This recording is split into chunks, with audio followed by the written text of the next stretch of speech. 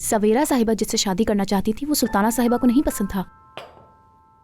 ये तो बड़ी अजीब सी बात है कि इतने सालों बाद उनकी बेटी इस घर में आई।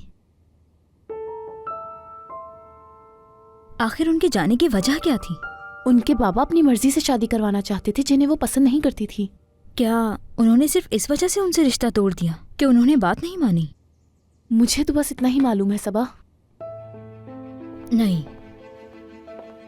जरूर कोई और भी बात होगी। कोई सिर्फ पसंद की शादी पे अपनी बेटी को घर से थोड़ी निकाल सकता है। बाज़ औक़ात लोग निहायत गैर मुतवक्का काम करते हैं, जैसे मेरे बाबा किया करते थे। दुखी मत होएं अमीने आपा।